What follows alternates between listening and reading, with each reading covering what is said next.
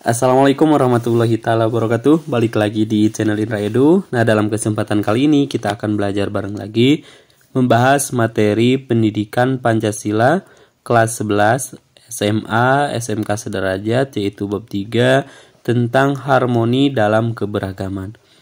Kurikulum Merdeka tahun 2024. Adapun sub pembahasannya itu adalah bagian B, identifikasi potensi konflik dalam masyarakat yang beragam, yaitu materi pendidikan Pancasila kelas 11. Sebelum kita lanjut kepada pembahasan, mari subscribe terlebih dahulu, like, komen, dan boleh share kepada rekan-rekannya supaya kita semua bisa menebar manfaat yang lebih banyak lagi. Adapun pembahasan atau tujuan pembelajaran dalam video kali ini yaitu ada dua. Yang pertama, peserta didik itu diharapkan mampu mengidentifikasi potensi konflik dalam kelompok masyarakat. Yang kedua, peserta didik itu diharapkan mampu atau bisa memahami faktor penyebab konflik dalam kelompok masyarakat. Oke, langsung saja kita bahas satu persatu. Nah, pembahasan yang pertama yaitu terkait dengan identifikasi potensi konflik, ya, konflik dalam kelompok masyarakat. Nah, sebelumnya kita pahami dulu apa sih itu konflik. Nah, berdasarkan Undang-Undang Nomor 12 Tahun 2012, pengertian konflik adalah perseteruan dan atau benturan fisik dengan kekerasan antara dua kelompok masyarakat atau lebih yang berlangsung dalam waktu tertentu dan berdampak luas yang mengakibatkan ketidakamanan dan disintegrasi sosial sehingga mengganggu stabilitas nasional dan menghambat pembangunan nasional. Nah, ini adalah pengertian konflik berdasarkan Undang-Undang Nomor 12 Tahun 2012. Jadi intinya konflik ini intinya apa berdasarkan undang-undang? Nah, berdasarkan undang-undang intinya adalah konflik ini merupakan perseteruan, ya. Selain perseteruan juga ada benturan fisik dengan kekerasan tentunya antara dua kelompok atau lebih gitu ya. Jadi bisa dikatakan dua kelompok benturannya atau bahkan berbagai kelompok yang banyak seperti itu. Dan juga mengakibatkan ketidakamanan gitu ya dalam segala hal, karena terjadinya perselisihan atau terjadinya benturan gitu ya. Selain ketidakamanan juga terjadinya disintegrasi. Disintegrasi ini apa? Yaitu perpecahan. Disintegrasi ini adalah kebalikan dari integrasi, ya. Lalu, konflik dalam masyarakat dapat menimbulkan kerugian sehingga perlu dilakukan pencegahan. Salah satunya melalui identifikasi potensi konflik dalam kelompok masyarakat. Tentunya dengan adanya konflik ini bukan menguntungkan masyarakat, melainkan akan menimbulkan kerugian bagi masyarakat. Nah, untuk itu mari kita identifikasi supaya tidak terjadinya sebuah konflik gitu ya, dengan dilakukan pencegahan. Salah satunya mengidentifikasi potensi apa saja yang akan terjadinya konflik dalam kelompok masyarakat. Bagaimana cara mengidentifikasi potensi konflik dalam masyarakat yang beragam? Nah, identifikasi potensi konflik dalam kelompok masyarakat merupakan suatu proses untuk mengenal adanya perbedaan, perselisihan, atau ketegangan antar anggota kelompok dalam suatu masyarakat yang dapat memengaruhi interaksi dan hubungan antar anggota kelompok tersebut. Lalu, penting bagi kita untuk memahami potensi kekuatan bangsa dan potensi konflik di tengah keberagaman masyarakat.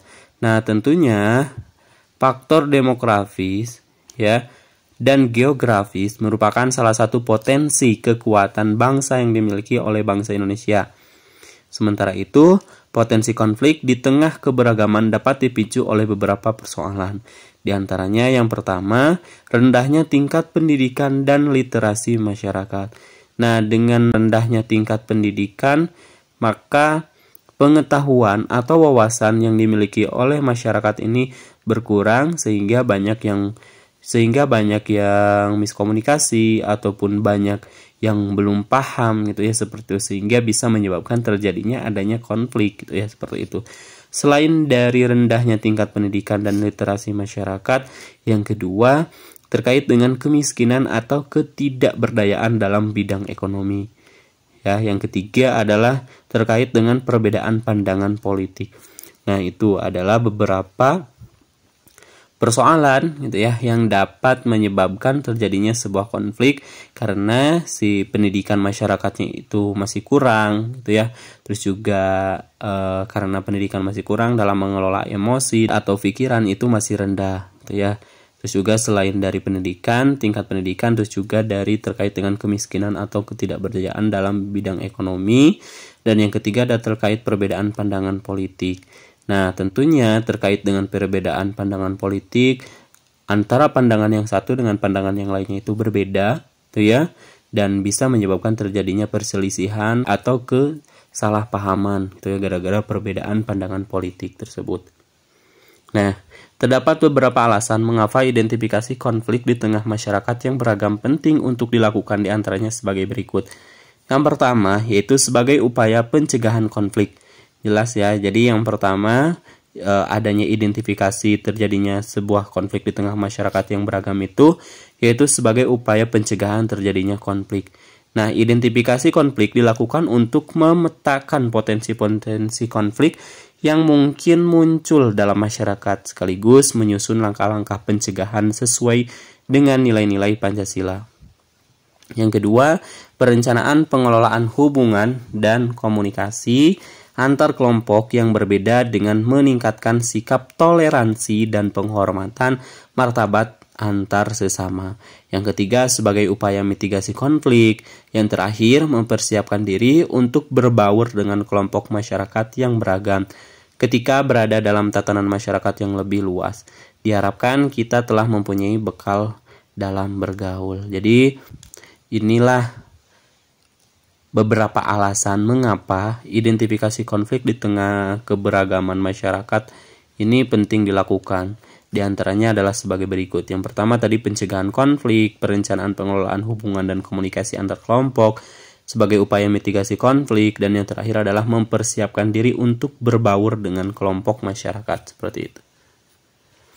Oke, adapun faktor penyebab konflik dalam kelompok masyarakat diantaranya yang pertama, perbedaan tingkat pendidikan. Nah, perbedaan tingkat pendidikan ini tadi bisa menyebabkan terjadinya konflik dalam masyarakat. Perbedaan tingkat pendidikan dapat menjadi penyebab konflik dalam kelompok masyarakat.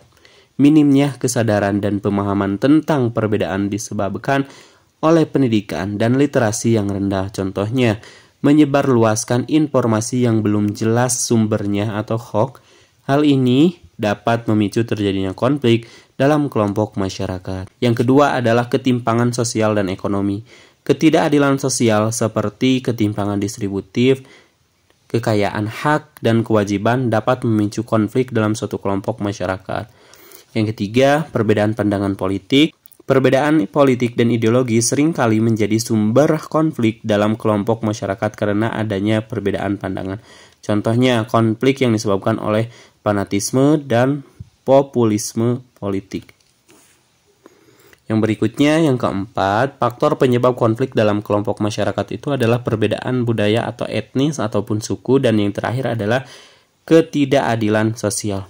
Nah, perbedaan budaya atau etnis atau suku, menjadi salah satu faktor penyebab terjadinya konflik.